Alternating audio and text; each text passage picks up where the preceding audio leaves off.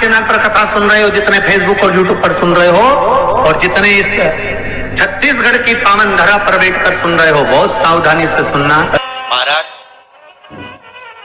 Online कथा सुन रहे हैं आप सब लोग, कोई सोफे पर, कोई पलंग पर, कोई कुर्सी पर, कोई जमीन पर बैठकर सुन रहा है, कोई मोबाइल पर सुन रहा है। निवेदन करूंगा, मुझे विश्वास है आपके घर में तो खैर ऐसा नहीं होगा, पर हमने भी अपने जीवन में ऐसे कई घर देखे हैं कि पति का मन तो परमात्मा में लगा हुआ है और पति पत्नी से कहता है चल अपन शंकर के मंदिर चले, चल थोड़ी देर मंदिर चल के दर्शन कर आए, तो पत्नी साफ मना कर देती है, तुम चले जाओ, कोई पंडित बन रहे हो ना, तुम जाओ, मेरे पास टाइम नहीं है। और पति कह दे आज मेरे मित्र की यहाँ पार्टी है, चल होके आते हैं, तुरंत तैयार होके बैग में टांग के सामने खड़ी मिले, पूरी डेंटिंग पेंटिंग करके एकदम चकाचक।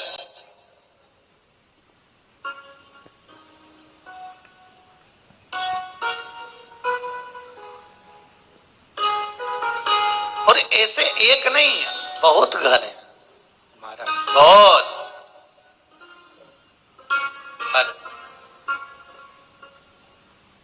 आपकी चित्तवृत्ति में अगर भगवान समाया है, आपकी चित्तवृत्ति में अगर शिव समाया है, तो चिंता मत करना। अब सौंप दिया इस जीवन का सब भार तुम्हारे हाथों, हे हार तुम्हारे हाथों में और जीत तुम्हारे सर्वस्व भगवान को सौंप दो। शिवरात्रि है, वस्तुएं जो चढ़ाई जा रही है वह आपके सुख के लिए है। लौंग, काली मिर्च, 51 बेलपत्र, कमलगट्टे किराने की दुकान पर मिल जाते हैं। शमी के पत्ते, शमी के पत्ते नहीं मिले तो चावल चढ़ा देना, अक्षत चढ़ा देना।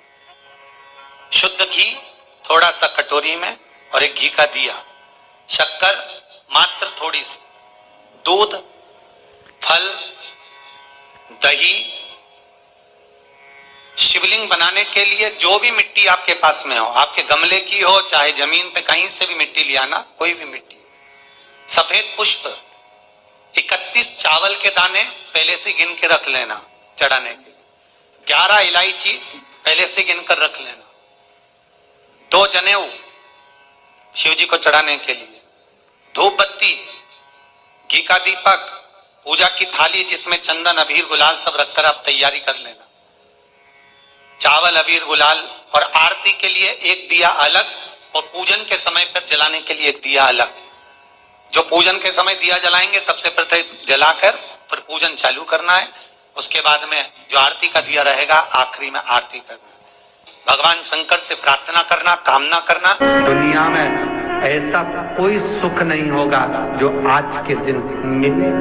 बीमारी हो तो उसके लिए, रोग हो तो उसके लिए, लकवा लग गया हो, अगर शरीर कंपायमान हो रहा है, शरीर में पैरालिसिस हो गया, तो सरसों का तेल 1 बोतल लेकर घर में जो शिवलिंग है, घर में जो शंकर का शिवलिंग है, उस शिवलिंग पर सरसों का तेल समर्पित करना, बेलपत्री चढ़ाकर। अगर पैरालिसिस की बीमारी भी है तो शंकर पर सरसों का तेल थाली में रखकर चढ़ा दो। मंदिर नहीं जा सकते, घर में चढ़ा, उसको बोतल में भर लो और बोतल में भरकर जिसको पैरालिसिस की बीमारी, उसकी मालिश 4-5 दिन अच्छे डट के करवाओ। 5 दिन बाद फोन कर कर जरूर बताना कि चला कि नहीं चला, उसको आराम लगा कि नहीं। शरीर में हवा आ गई, कोई कोई कहते हैं इनके शरीर में हवा आ जाती, महाराज जी कोई हवा लग गई, कोई भूत प्रेत लग गया या कोई प्रवेश कर गया। क्या कल बताया था, लौंग और काली मिर्ची और बमूल का कांटा, बमूल का कांटा ना मिले तो गुलाब का कांटा रखकर लाल कपड़े में 21 बार उतार कर उसकी धुनी दे दो, मंत्र का स्मरण करो, जिसको 12 मासिक शिवरात्रि कहते हैं। हम कई लोगों से कहते हैं अगर जिंदगी में ज्यादा नियम नहीं ले सकते तो एक नियम ले लो, और उसका फल क्या होता है ये मात्र 3 महीने की शिवरात्रि कर कर देख लेते, केवल 3 महीने की शिवरात्रि, ज्यादा कुछ नहीं कर सकते। हर महीने शिवरात्रि आती है, प्रत्येक शिवरात्रि के दिन 3 जगह पर दिया लगाना प्रारंभ कर दो। पहला बेलपत्री के वृक्ष के नीचे, दूसरा शंकर भगवान के मंदिर पर, तीसरा आंवले के वृक्ष के नीचे। केवल ये 3 जगह पर दिया लगाना चालू कर दो। कौन से दिन? हर महीने की जो शिवरात्रि आती है, मासिक शिवरात्रि जो आती है, आप 12 महीने का नियम बनाओ कि मैं 12 महीने की शिवरात्रि का व्रत करूं ना करूं। मैं शंकर के मंदिर में 12 महीने जो शिवरात्रि आती है उस शिवरात्रि का नियम लेती हूं कि शिवरात्रि के दिन मैं दिया लगाने 3 जगह पर जाऊंगी। पहला, बोलते जाओ जम के, बेलपत्री के नीचे। दूसरा, शंकर भगवान के मंदिर में या शिव मंदिर की चौखट पर। तीसरा, आंवले के वृक्ष के नीचे। ये 3 जगह पर आप प्रणाम कर कर, झोली पसार कर बाबा देवाधिदेव महादेव, माता लक्ष्मी और पार्वती के नाम से दिया लगाना प्रारंभ कर दीजिए। 3 महीने की शिवरात्रि पूरी हो, ये निश्चित है अगला पत्र आपका इस जगह पर मिलेगा कि बाबा ने मेरा ये कार्य किया। आप चाहते हैं कि कोई रोग हमको ना घेरे, आप चाहते हैं कि कोई रोग हमको ना घेरे, और आपको लग रहा है कि कोई रोग ऐसा है जो घेर रहा है, या कोई शरीर में ऐसा रोग उत्पन्न होने वाला है, या कोई बीमारी ऐसी उत्पन्न होने वाली, तो उसके लिए सबसे सुंदर तरीका है कि शंकर जी पर अलोनी जो गोबरी होती है, गोबरी जानते हो, कंडा, अलोना कंडा, अलोनी गोबरी, मतलब गाय ने गोबर करा और वो सूख गया, उसको थापा नहीं गया है, हाथ से कंडा नहीं बनाया गया, गोबरी नहीं बनाई गई, केवल गाय ने गोबर करा, वो सूख गया, और वो सूखा हुआ जो गोबर है उसको जलाकर जो भस्म तैयार करी है, उसको जलाकर जो हमने राख तैयार करी है, भस्म बनाई है, उस भस्म को जो तैयार करा गया है, वो भस्म शिव को जो हमने समर्पित करा, उस भस्म को सफेद वस्त्र में लिया और बाबा पर समर्पित करी। उसी भस्म को हम उठा कर लिया। और यदि आप भस्म नहीं चढ़ा सकते तो कभी विश्वनाथ जाएं तो वहां से भस्म लिया है, कभी उज्जैनी जाएं तो वहां से भस्म लिया है।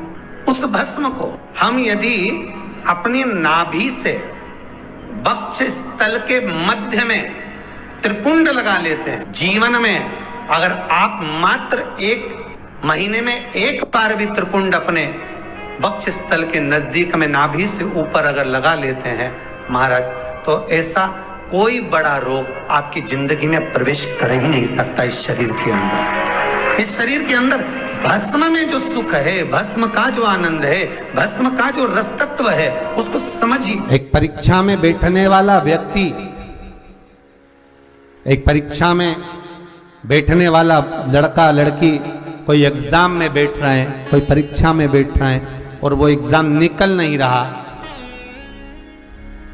तो गाय के दोनों सींगों के अग्रभाग, ऊपर का भाग, उसको हमारे यहां कैलाश पर्वत माना गया, उस पर शहद लगाकर,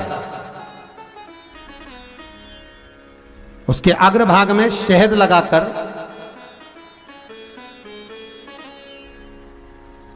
बेलपत्री के मध्य भाग में उस सींग का शहद लेकर मध्य भाग में लगाकर शिवलिंग पर चिपका दीजिए सामने, और ओमकार का नाद कर कर उस पत्ते को निकाल लीजिए।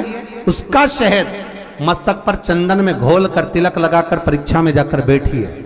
आप जितना याद कर कर गए हो, आपके सम्मुख में, आपके एग्जाम में वही आएगा जो आपने याद किया है, और आप उसको क्लियर कर सकते।